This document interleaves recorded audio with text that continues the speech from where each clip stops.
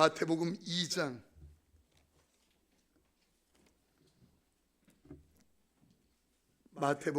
2장 1절부터 11절인데 1절부터 3절까지 읽고 나머지는 함께 말씀을 나누면서 읽겠습니다. 우리 1절부터 3절인데 한 목소리로 3절 함께 읽습니다. 헤롯 왕 때 예수께서 유대 베들레헴에서 나심에 동방으로부터 박사들이 예루살렘에 이르러 말하되 유대인의 왕으로 나신 이가 어디 계시냐? 우리가 동방에서 그의 별을 보고 그에게 경배하러 왔노라 하니 헤롯 왕과 온 예루살렘이 듣고 소동한지라. 아멘. 하나님께서 이 예배 중에 운행하시는 줄 믿습니다. 그 질병은 치료되고 그 문제는 해결되고 그 길은 열려질 줄 믿습니다. 한 분 목사님의 간증이 지금도 제 마음에 늘 자리 잡고 있습니다. 그 목사님이 간증을 처음 시작할 때 나는 바보였습니다, 이렇게 간증을 시작했습니다. 그분은 가정이 너무너무 힘들고 그 가난에 찌들기도 하고 그리고 이 눌려 있어서 늘 열등감에 쩔어 있는 인생을 사셨습니다. 자기가 사시였답니다. 그런데 그 사실을 언제 알았느냐면 중학교 때 체육 선생님이 너 사팔뜨기구나 이 소리를 듣고 처음 사신 걸 알고 그때 얼마나 창피한지 부끄러운지 땅속으로 숨어 들어가고 싶었다고 그렇게 이야기합니다. 늘 형제들이 모이면 아버지 형제들이 자기 아버지를 무시하는데 가난하다고 무시한다는 거예요. 늘 열등감에 쩔어 있다가 아버지가 소천하시고 그리고 자기는 이제 그 가난을 불려받고 살고 있는데 너무 힘들더라는 거예요. 그러다가 신학교에 들어갔어요. 그리고 이제 결혼도 했습니다. 이 열등감에 쩌는데 늘 불평은 하나님께 이겁니다. 하나님, 왜 나는 안 주십니까? 저렇게 저 사람은 많이 주는데 왜 나는 이렇게 살아야 됩니까? 대체 뭘 주셨습니까? 늘 이게 하나님 앞에 불평이었고 그게 따지는 것이었어요.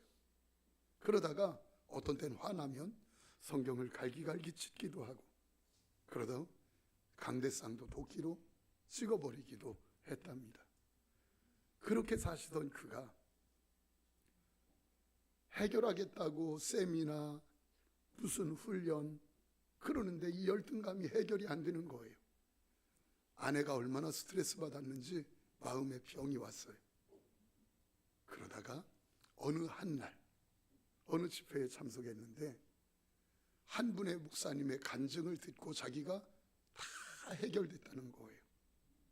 한 분이 간증을 하는데 자기는 의사였고 넉넉하게 살고 풍성하게 살았는데 예수 그리스도를 딱 만나고 나니까 예수 그리스도 복음을 위하여 자기가 가진 모든 것들 다 나눠주고 의사면허 반납하고 그리고 안성에 데려가서 불황 청년들 몇 명과 교회를 시작한 거예요.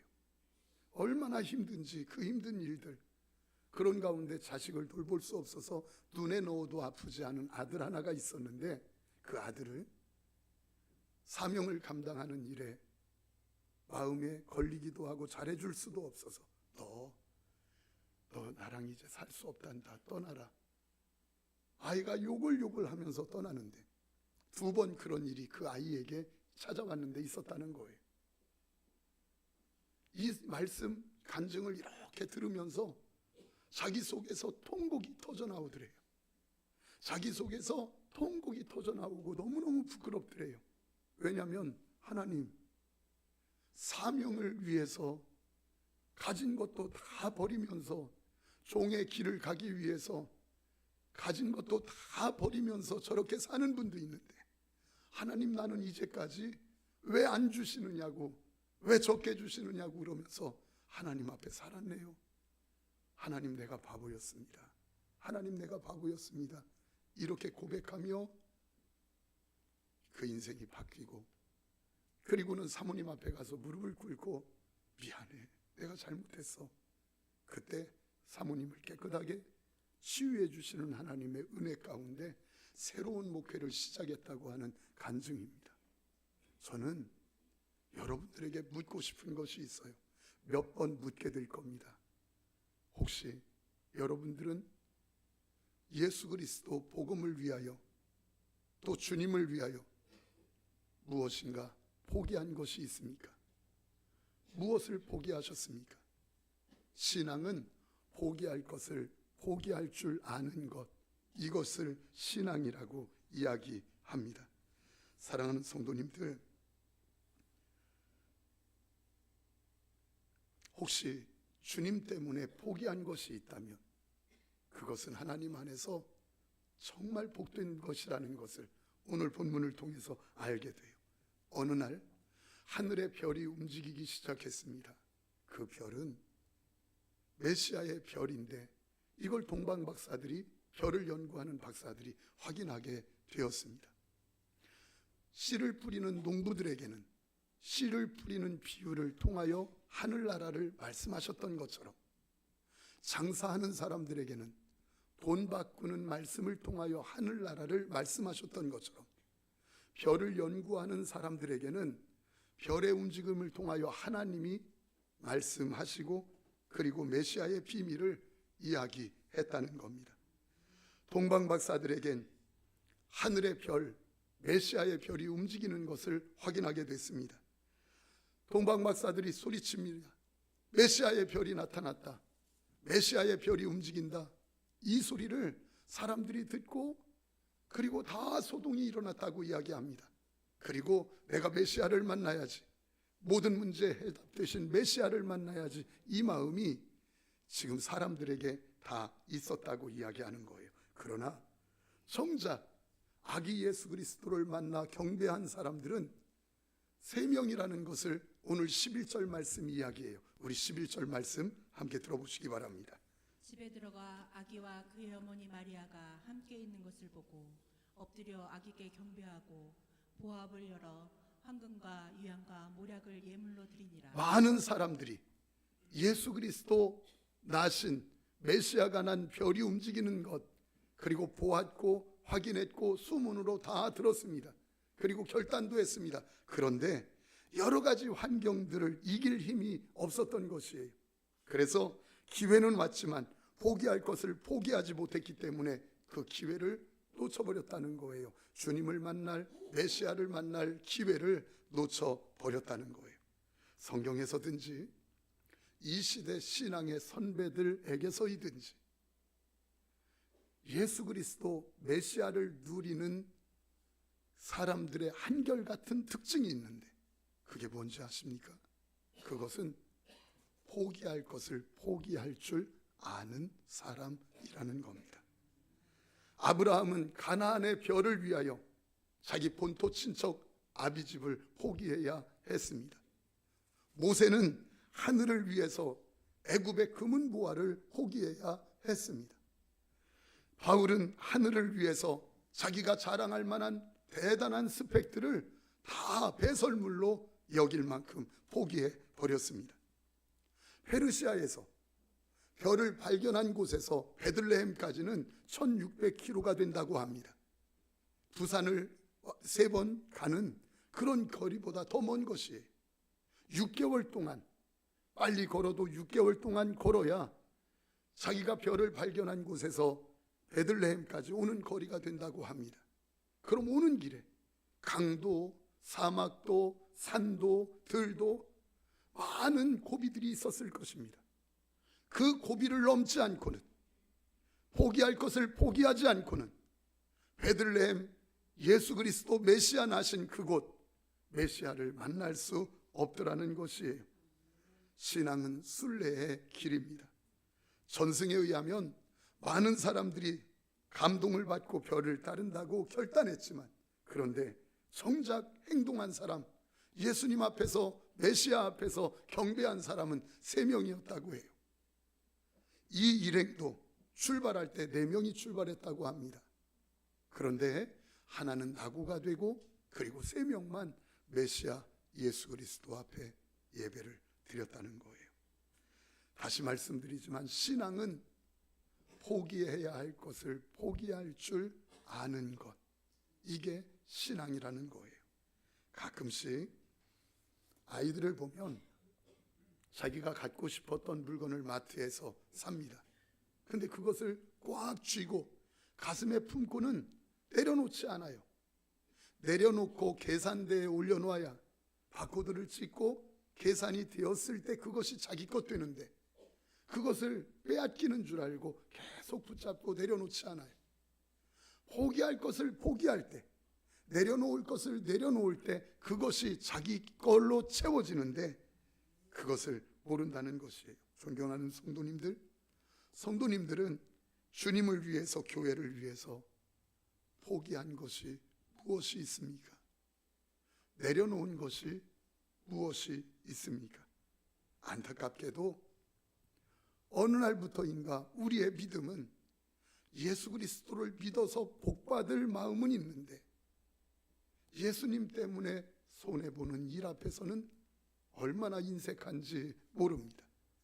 우리는 예수님을 믿어서 자녀들이 잘 되는 것은 원하는데, 일터와 사업장이 잘 되는 것은 원하는데, 예수님과 교회 때문에 손해보는 일에 대해서는 얼마나 부담스러워하는지 모릅니다. 그러나 반드시 기억해야 될 것이 있습니다.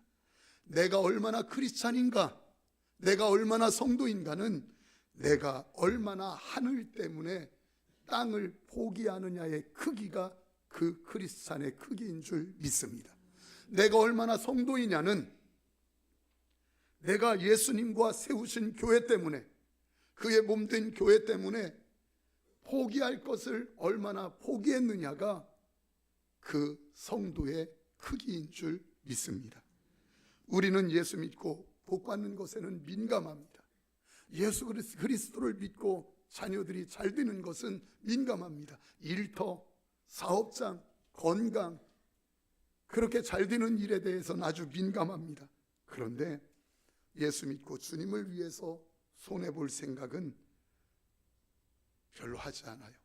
그러다 보니까 교회를 섬기다가 조금만 부담스러우면 아주 못 견뎌 합니다. 아주 힘들어 합니다. 여러분들에게 묻습니다. 여러분들은 진짜 주님을 사랑하십니까? 왜 여기 고요한 밤이요? 다시, 여러분들은 진짜 주님을 사랑하십니까? 그렇다면 그 주님의 사랑은 이웃 사랑으로, 교회 사랑으로 나타나야 합니다. 왜 그렇습니까?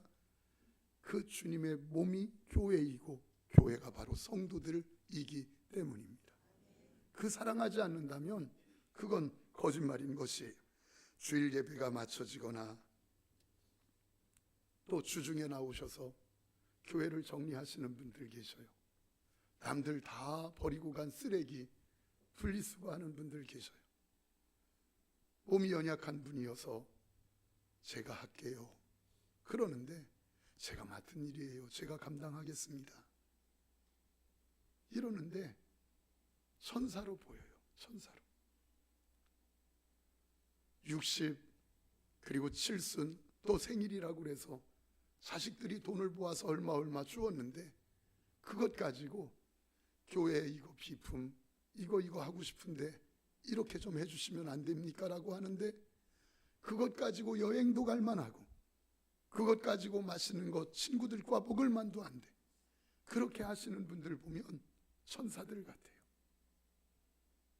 때로는 감기 몸살이 있어서 차운행을 나간다고 아침 일찍 그 새벽도 주일도 성도들보다 훨씬 일찍 나와서 차를 몰고 나가시는 성도 앞에 집사님 제가 할게요, 좀 쉬세요. 근데 목사님 제가 맡은 일이에요, 제 책임입니다.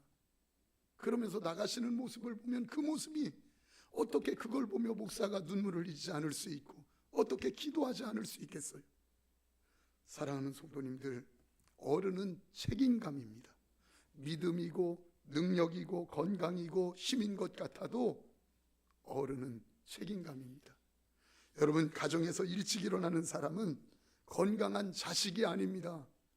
가정에서 일찍 일어나서 아침 일찍 밥을 지어놓고 그렇게 하는 사람은 병들어 쓰러질 것 같은 노무, 어미입니다. 어미가 자식들보다 일찍 일어나서 밥을 다 준비해 놓고 자기는 아침 일찍 또 일 나가면서 자식들을 깨우는 겁니다. 얘들아, 일어나서 밥 먹어. 학교 가야지. 일어나서 밥 먹어라. 일 나가야지. 그러면서 자기는 하루 종일 밤늦게까지 설거지하고 일을 하고 와서 자기가 스파김치가 되어 돌아와 또 자식들을 섬기는 것, 그게 어미입니다. 여러분, 그 어미가 자식들보다 건강하기 때문입니까? 그 어미가 자식들보다 더 배웠기 때문입니까? 그 어미가 자식들보다 더 낫기 때문입니까? 아니요. 책임감이 어른으로 만들어가는 것입니다. 책임감이 어른을 어른으로 그렇게 세워가는 것입니다. 교회 신앙생활하면서 드려지고 싶은 마음, 이것 있는 것은 참 복된 겁니다. 여러분에게 신앙생활을 하면서 드려지고 싶은 마음이 있습니까? 여전히 받고자만 한다면 어린아이 쪽 옷을 아직도 벗지 못한 것입니다. 헌신되지 않는 믿음은 믿음이 아니라고 했습니다. 교회 새 일꾼들이 세워졌고 또 세워질 것입니다. 우리의 믿음은 헌신으로 증명되어야 한다고 성경은 말합니다. 이런 말 아시죠? 하나님께서 목사에게는 꼭 친정엄마와 같은 마음을 주었다고. 참 신기합니다. 교회를 그렇게 사랑하는 마음을 이렇게 주었어요. 친정엄마가 시골에서 혼자 병들어서 밥 한 끼 먹는 것도 너무너무 힘든데, 밥 한 끼 먹고 사는 것도 너무 힘든데 자식들 어쩌다 전화 오면 나는 괜찮단다, 나는 건강하단다, 그러니 너희 잘 먹어야 돼, 잘 먹고 살아야 돼, 잘 살아야 돼, 너희만 잘 되면 나는 괜찮아. 이게 어미의 마음인 것처럼 목사가 되어서 누리는 축복 중에 가장 큰 축복이 그렇게 성도들을 향하여 생명을 내놓을 수 있는 사랑하는 마음이 있다는 것, 이건 진짜 큰 축복입니다. 주님의 몸된 교회를, 성도들을 그 정도 사랑할 수 있도록 하나님이 목회자에게 마음을 주셨다는 거예요. 성도들을 사랑하는 마음으로 가득 차서 생명을 내어줄 수 있는, 사랑하는 성도님들, 이건 목사의 출세도, 목사의 이름을 내는 것도 아닙니다. 목사가 언제부터 추해지는 줄 아십니까? 목사가 언제부터 아주 추해지는 줄 아십니까? 성도들의 형편이나 입장보다 목사 개인의 입장을 먼저 챙기면, 먼저 살피면 그게 사꾼이고 그게 추한 모습이 드러나기 시작하는 때입니다. 성도도 그렇습니다. 앞선 일꾼들, 사역자들이 언제 추해지는 줄 아십니까? 교회의 형편이나 목회자의 형편보다 자기의 형편을 먼저 챙길 때부터 사역자는 추해지고 앞선 일꾼들은 추해지는 것입니다. 개척 초기에 한 집사님이 등록을 했습니다. 참 신앙도 좋고 잘하신다 그래서 마음이 좋았습니다. 근데 어느 날 어느 분하고 부딪혔나 봐요. 그래서 제가 불렀어요. 용서하세요. 품어주세요. 그랬더니, 목사님, 나는 절대로 그 사람 용서할 수 없습니다. 절대로 용서할 수 없습니다. 몇 번이나 이야기하는데 얼마나 추해 보이는지 몰라요. 교회의 형편이나 목회자의 형편이나 아니면 주님이 원하시는 것, 이걸 생각하기보다 자기의 감정과 자기 생각을 먼저 하는 그 부분이 참 마음이 아팠습니다. 여러분, 지난 23년 동안 빛나 교회, 이제까지 한 걸음 한 걸음 눈물의 헌신으로 걸어왔습니다. 절대로 교회는 저절로 되지 않습니다. 누군가의 눈물로, 누군가의 헌신으로 교회가 여기까지 온 것입니다. 종일 차량 봉사하고 예배 다 끝났는데도 차량으로 다 모셔다 드리고 차를 교회에 놓고 혼자 걸어가시는 모습이 이렇게 이렇게 보이는데 보면서 우는 거예요. 눈물이 나는 거예요. 천사같이 보이는 거예요.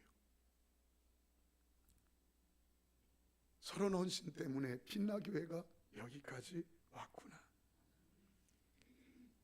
교회가 문제가 없어서도 아닙니다. 다른 교회보다 더 좋아서도 아닙니다. 연약한 교회인 줄 압니다. 그러나 교회를 끌어안고 헌신합니다. 왜요? 포기할 것을 포기할 줄 알기 때문에, 내려놓을 것을 내려놓을 줄 알기 때문에, 무엇이 중요한 줄 알기 때문에 메시아를 붙잡아야 되기에, 교회를 붙잡아야 되기에 내 감정도 때로는 내려놓고 그렇게 하는 거예요. 많은 성도들이 신앙생활은 잘하는 것 같은데 열매가 없는 분들이 있어요.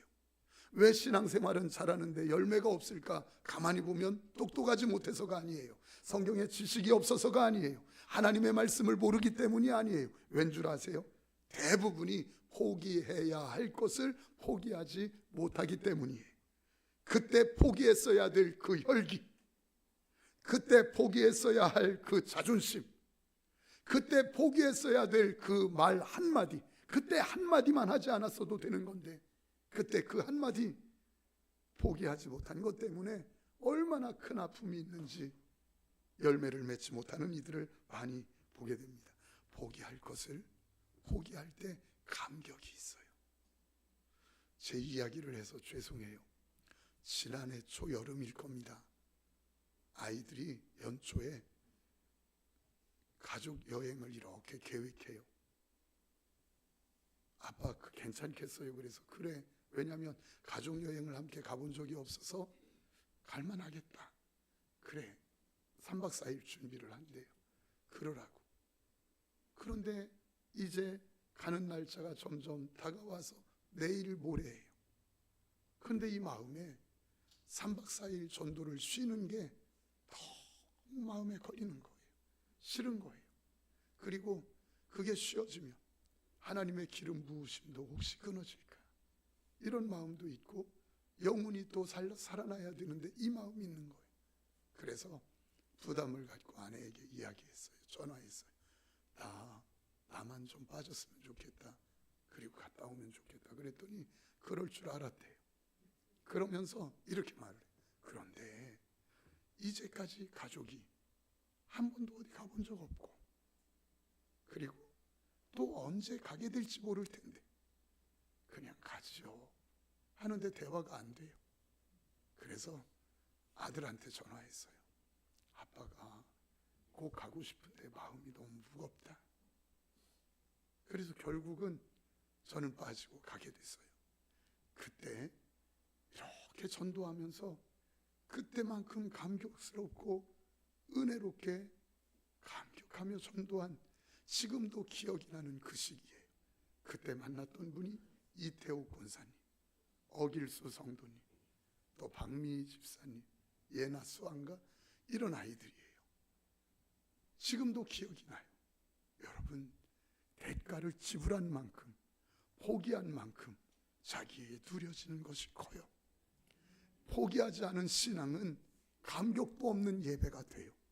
내려놓을 것이 없는 사람, 그래서 내려놓지 않고 예배하는 자는 감격도 기쁨도 있을 수가 없어요.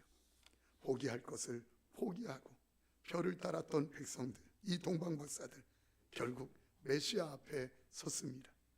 메시아를 본 겁니다. 성육신하신 하나님을 본 것입니다. 모든 문제 해답되신 하나님을 만난 것입니다. 그 구원자 되신 예수 그리스도를 만난 이 동방박사들, 사랑하는 성도님들, 아주 중요한 것이 있습니다. 왜 그렇게 예수님을 만나야 합니까? 왜 동방박사들처럼 포기할 것을 포기하면서라도 끝까지 완주해서 베들레헴 말 구유에 예수 그리스도를 만나야 하는 것입니까? 오늘 여기 예배하러 올라온 분들 가지고 있는 문제는 100이면 100 다 다를 겁니다. 자녀의 문제로 올라왔고, 일터의 문제로, 재정의 문제로, 때로는 어떻게 하면 좋을까 관계의 문제 가운데, 그리고 질병의 문제 가운데 있는 이들도 있을 것입니다.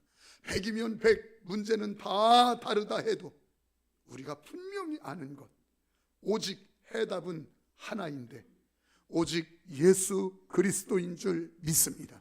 오직 예수 그리스도인 줄 믿습니다. 왜 우리가 그분을 만나야 됩니까?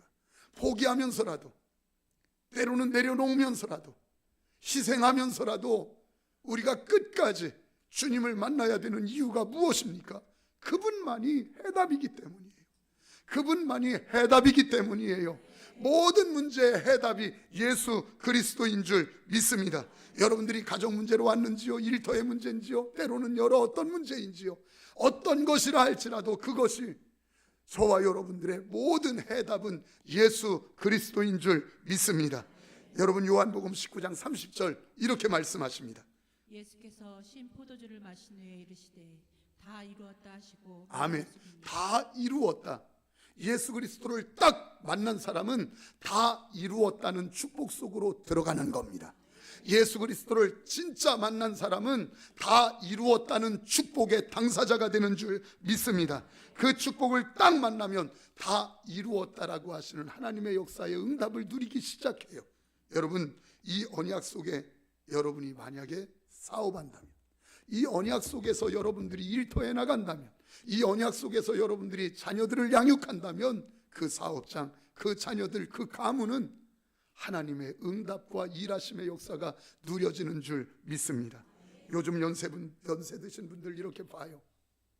그분들을 보면서 현찮으신 분들, 오늘 또 이렇게 아픔 가운데 계신 분을 제가 이렇게 모시고 와요. 오면서 눈물이 나는 거예요. 이 발걸음, 예배하는 발걸음 몇 번이나 더 하나님 앞에 드릴 수 있을까? 누구나 다 마찬가지 아닙니까? 모시고 오면서 많이 울었어요.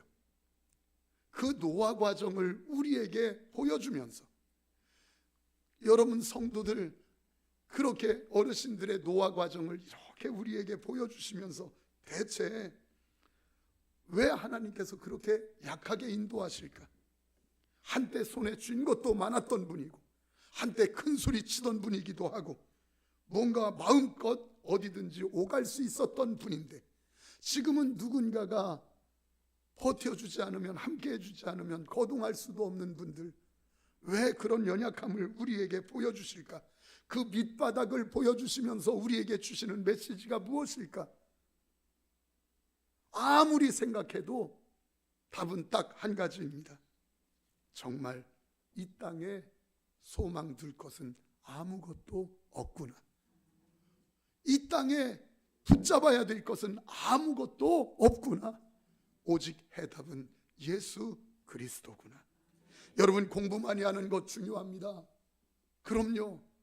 여러분, 부동산 머리 잘 써서 부동산에서 대박 나는 거 아주 중요합니다. 그거 좋은 일이죠.